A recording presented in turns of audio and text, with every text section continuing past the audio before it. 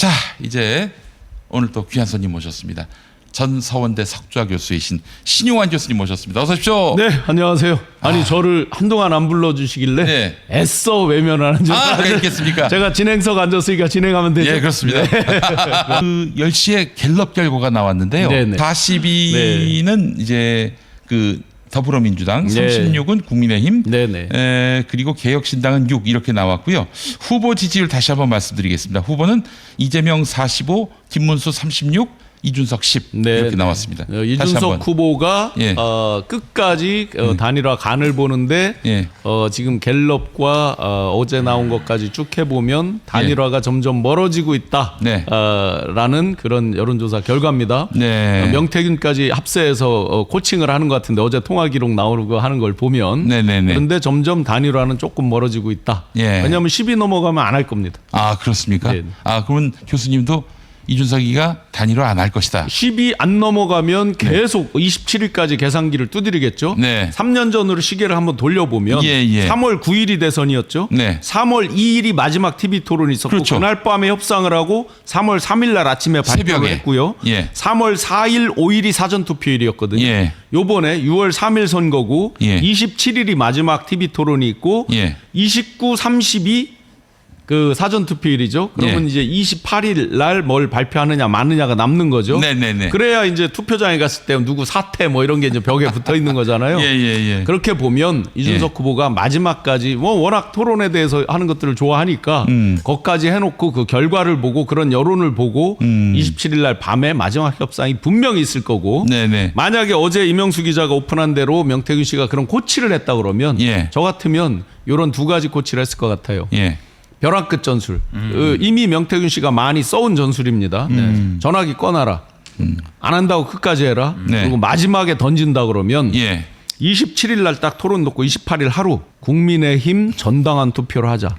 이렇게 나올 겁니다. 전당원 만약에 한다고 이제 결심을 하시면. 이게 개가 사람을 물으면 뉴스가 안 되잖아요. 예. 사람이 개를 물으려면 결국 조중동이 빌드업하는 거는 딱 하나일 거예요. 예. 김문수로 단일화? 예. 조중동이 별로 원하지 않을 겁니다. 속마음으로. 예. 해봤자 그걸로 못 이긴다 하는 건 어느 정도 보였고 예. 그러면 사람이 개를 물게 만드는 게 그들의 최종적인 빌드업의 목표. 이지 않겠냐. 거기에 이제 멘토처럼 최근에 있는 니가 가라 하와이 원격 지금 잊혀질 자유를 못 누리고 있는 스스로 홍준표 이런 사람들도 이제 굉장히 초미의 관심사로 그걸 빌드업하는데 일조를 하겠죠. 무슨 정치를 이렇게 잔대가리 굴려가면서 하는지 모르겠어요. 이들에게 남는 거는 자 시청자 여러분들께서 분명히 보셔야 될 게 예. 새로운 대한민국 완전히 진짜 대한민국을 만드는 비전 어떤 가치 철학 네. 방향성 청사진 이런 것들을 제시한 후보 딱 한 명밖에 없습니다. 네. 이재명 후보밖에 없습니다. 예. 자 이들은 지금까지 온 게 뭐냐면 전부 더하기 빼기 곱하기 나누기 정치공학 후보를 누구로 하네 그렇지. 새벽에 누구로 바꿔치네 예. 또 지금 와서 나온 얘기가 뭐예요? 단일화. 이 가운데서 대한민국에 대한 미래 비전 정책 이런 거 어디 있습니까? 없어요. 기억나는 거 있으면 한번 대보세요. 공약도 만약에- 제대로 발표 못 하고 공약 있습니다. 있는 거 있으면 한번 대보세요. 없어요. 유일한 공약이 하나 있습니다. 네. 단일화라고. 단일화를 위해 정치하나? 그 지금은 네. 나라가 너무 혼란스럽잖아요. 네. 그리고 윤석열 전 대통령이 지난 3년간 대한민국 국가 시스템을 철저히 파괴했습니다. 그러면 사실 많은 의석수를 다수당을 가지고 있는 민주당에서 대선에서 승리해야 뭔가 국정이 안정이 되고 개혁이 되고 뭔가 시스템의 보완이 되면서 국정 안정을 이룰 수가 있는 거죠. 지금 만약에 국회 의석 3석 있는 개혁신당이 대통령이 된다고 보세요.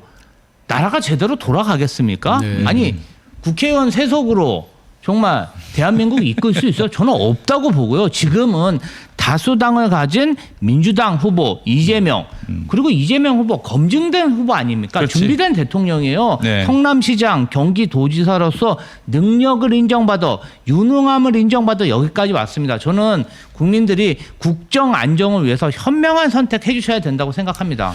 그 김용태 비대위원장이 뭐라고 했습니까? 이준석 단일화를 이야기하면서 가치, 철학, 방향성이 같다라는 얘기를 했습니다. 자, 그러면 이들이 어떻게 했습니까? 내란에 대해서 사과를 제대로 한 적이 있습니까? 개사과는 한 적이 있죠. 그다음에 이들이 탄핵에 대해서 찬성했습니까? 반대했습니까? 지금 김문수 후보는 탄핵에 대해서 찬성했습니까? 반대했습니까? 자, 그러면 완전히 방향성이 같다, 가치가 같다, 철학이 같다. 그러면 탄핵에 대해서 다 반대했다는 거네요.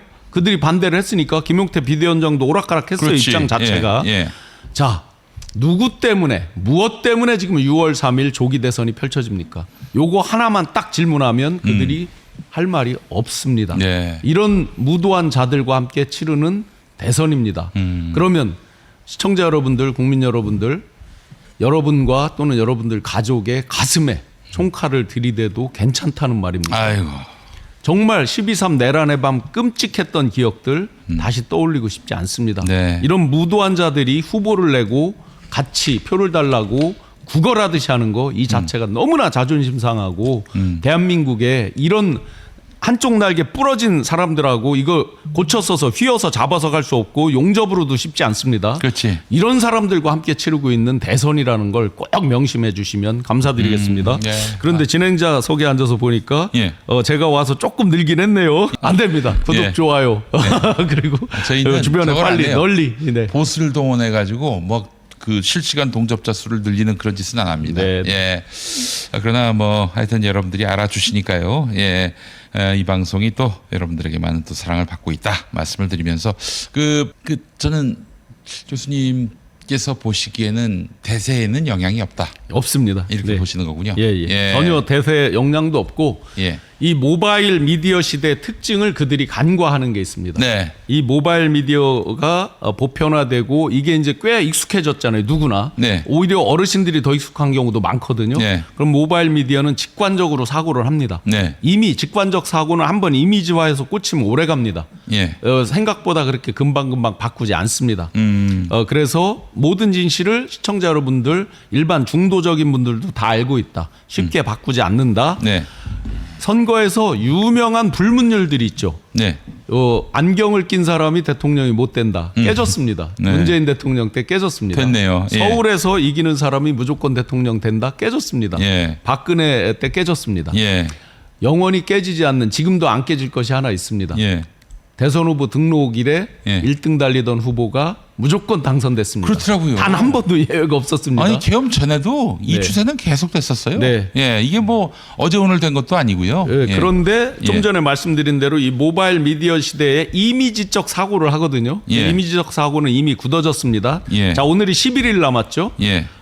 이런 심리 통계적으로 보면 2주 전에 결정한 것을 사람이 거의 바꾸지 않는다고 합니다. 그렇죠. 그럼 이미 결정이 됐습니다. 예. 사실상 끝나 있습니다. 예. 다만 이제 이 기간에 우리 같이 선거운동을 하거나 이런 분들이 실수하지 않는 거. 그렇지. 물론 하다 보면 잘잘한 실수 있을 수 있습니다. 네. 어제 김대남 이런 케이스는 후보께서 직접 사과하고 어떤 그걸 뭐라고 그러죠? 징계 등등을 말씀을 문책. 하셨죠. 네. 문책 이런 네. 것들을 말씀하셨죠. 예. 이런 신속한 대응이 또 중요합니다. 예. 절대 실수하지 않고 간다면 압도적인 승리 반드시 우리가 압도적인 승리에 더 노력하고 충분히 할 수 있다고 생각을 합니다. 네, 알겠습니다. 우리 저 김지호 대변인도 그렇게 생각하시는 거죠? 아, 그럼요. 다만 네. 이제 저희가 선거 외적인 부분, 지금은 사실은 사법 개혁도 중요하고 뭔가 대선에 개입하려는 그런 흉계 네. 이런 것도 굉장히 저는 좀 안 좋은 시도고 반드시 바로 잡아야 된다고 생각합니다. 그런데 그러한 대선 이외의 이슈들은 대선 이후에 대통령 선거가 끝나고 민주당이 다수당이고 또 민주당이 집권을 하면 얼마든지 통과시킬 수 있다. 그래서 대선 이외의 사법 이슈는 잠시 좀 며칠 뒤로 좀 밀어놓으면 어떨까 이런 생각이 들고요. 앞으로 저는 민주당 선거운동에서 좀 주안점이 돼야 되는 것은 자, 민주당이 집권해야 국정이 안정된다. 국정 안정론을 집중적으로 국민들에게 이야기해야 된다고 생각합니다. 자, 지금 김상욱 의원 민주당으로 왔죠. 네. 국민의힘 107석입니다. 네. 107석. 예. 또 그 전에 내란 수계를 탄생시킨 그 정당에서 대통령이 됐다고 생각해 보십시오. 이 나라가 앞으로 5년간 아수라장이고요. 김문수 후보 3년 뒤에 또 그만둔다 그랬어요. 네. 3년 뒤에 그만두면 당선되자마자 레임덕입니다. 이준석은 말할 것도 없고요. 지금은 민주당을 선택해야 국정이 안정되고 나라가 발전하고 이 혼란스러운 사태를 수습할 수 있다. 저는 그렇게 생각합니다. 진정한 빅텐트가 어디에서 이루어지고 있느냐? 빅텐트와 빈텐트. 과연 빅텐트가 어디에서 이루어지고 있느냐? 예. 시청자 여러분들께서 이미 보시는 바와 같습니다. 되는 집 술술 풀리는 집, 뭐 화장실도 있잖아요. 되는 집 술술 풀리는 집 사람들이 모여듭니다. 자, 우리가 아주 어렵게 심어놓은 엑스맨들이 참 많습니다. 네. 영화관에 가서 영화 보면서 졸고 하는 윤석열 아주 어렵게 심어놓은 엑스맨입니다. 네. 또 여기저기 다니면서 김문수 선거운동을 한다고 하면서 자기가 탈락한 거에 대한 그 저기를 막 무슨 힙합 춤추듯이 막 하면서 열변을 토하는 한동훈. 예, 그런 때 저 자꾸 비판하지 마세요. 요 기간에는 잘한다. 박수 좀 쳐주시고 계속해서 엑스맨으로 활동하도록 예. 그렇게 좀 하면 좋겠습니다. 예. 그리고 좀 전에 3년 얘기하셨는데 예. 과연 그런 후보들이 헌법적 이해가 있는 거냐? 한덕수 내란대행의 거를 받았다라고 하는데 한번 생각을 해보세요, 국민 여러분. 입법부, 행정부, 견제와 균형이 기본입니다. 사법부는 약간 다릅니다. 견제와 균형 플러스 상호 존중이라는 게 하나 있습니다. 그래서 우리가 지금 이 지기현 부장판사 건에 대해서도 약간은 스스로 자정을 해라라고 기회를 주고 기다리는 거죠. 서로 상호 존중의 측면이 분명히 있는 거죠. 그런데 3년 후에 맞춰서 한다. 그럼 어떻게 됩니까? 국회의원 선거와 대통령 선거가 맞물리죠. 네. 어떻게 돼요? 입법부와 행정부가 거의 우리나라 선거 시스템은 오로와 나싱이잖아요, 사실상. 네, 그렇죠. 예. 그럼 입법부와 행정부가 같이 가게 되죠. 위너 테이크스 올, 이기는 자가 전체를 갖게 되는 아주 견제와 균형과 거리가 멀어지는 게임이 되는 거죠. 네. 그거는 삼권 분립에서 아주 멀어지는 그런 기본 계산도 안 하고 하는 사람들이에요. 그러니까 이재명 후보가 말하듯이 할 수 있다 그러면 지방선거랑 맞추는 거는 그럴 수 있습니다. 그죠? 네. 행정 권력하고 입법 권력이 2년 단위로 미국의 상원 하원들이 2년 단위로 일종의 이제 중간 선거를 하듯이 네. 그런 모양새는 될 수 있습니다만 이런 기본적인 헌법적 이해도 없는 사람들이 집권을 하자고 네. 아무런 사죄 반성도 없이 근본적인 왜 지금 대선이 펼쳐지는지에 대한 근본 가치 철학적인 반성이나 이해를 구하는 것도 없이 그냥 뛰어들었어요. 그것도 급조된 후보죠. 네. 얼결에 급조되는 후보들. 서로 바꿔치기 오다가 그런데 지금도 또 바꿔치자고 단일화 얘기까지 나오는 이런 사람들하고 지금 치르는 선거라는 점 꼭 명심해 주면 좋겠습니다. 그 이번에 그 1차 토론에서 논란이 됐던 게 호텔 경제학 네. 또 커피 원가 120원 이 부분인데 정책통일시고 네. 또 이런 선거 공약에 해박하신 신용환 교수님 보시기에 이게 논란이 될 사안입니까? 자, 이 지난번 토론을 놓고 제가 총체적으로 한번 보면요. 예. 이준석 후보 예. 강론에 강합니다. 아, 그렇죠. 뭐 개별 수치 이런 거 예. 강론에 강합니다. USDT, 뭐 USDC 이런 예. 이제 강론에 강해요. 이재명 후보 어땠습니까? 총론적인 거, 그렇죠. 진짜 새로운 대한민국의 비전, 가치, 철학, 방향성, 청사진 이런 겁니다. 자, 대통령은 총론에 강해야 되는 거 아닙니까? 당연하죠. 방향성. USDT 모르면 나라 안 돌아갑니까? 제가 비유적으로 말씀드리면 예. 이건희 회장 살아있을 때 이 예. 모바일 휴대폰에 들어가는 수많은 부품과 메커니즘을 회장이 알아야 됩니까? 아니죠. 정봉주 회장이 3만여 개의 자동차 부품 알아야 됩니까? 예. 그 자동차를 어떻게 디자인하고 어떻게 잘 팔리게 만들고 안전성은 어떻고 하는 그런 총체적인 것들이 있죠. 총론적인 것들. 예. 바로 그런 부분입니다. 그러다 보니까 말 잘했다와 점수 따는 건 완전히 다른 얘기죠. 그렇죠. 예. 강론에 강하다는 거는 다시 뒤집어 보면 잘난 척이 됩니다. 네. 대통령은 큰 틀에서 국가의 미래 이런 글로벌 경쟁에서 대한민국을 어떻게 걸어갈 거냐 완전히 새로운 대한민국을 내란을 딛고 어떻게 만들 거냐 이런 부분이에요. 그러다 보니까 호텔 경제학 본인이 만든 조어예요. 엄밀히 보면 일반적인 단어가 아니에요. 호텔 경제학과는 있죠. 네. 호텔 경제학은 본인이 만든 경영학과는 있죠. 예, 예. MMT 그 예. 통화 승수에 대한 경제 이론은 네오 케인지안 이후에 뒤에 예. 1970년대 이후에 신자유주의 한참 뒤에 나온 통화 승수 이론입니다. 네. 마이너한 경제학에서도 비주류 경제학입니다. 네. 이재명 후보가 받아친 말이 있죠. 예. 극단적이다. 맥락을 봐라. 맥락은 뭐예요? 간단한 거예요. 돈이 도는 원리를 설명한 거예요.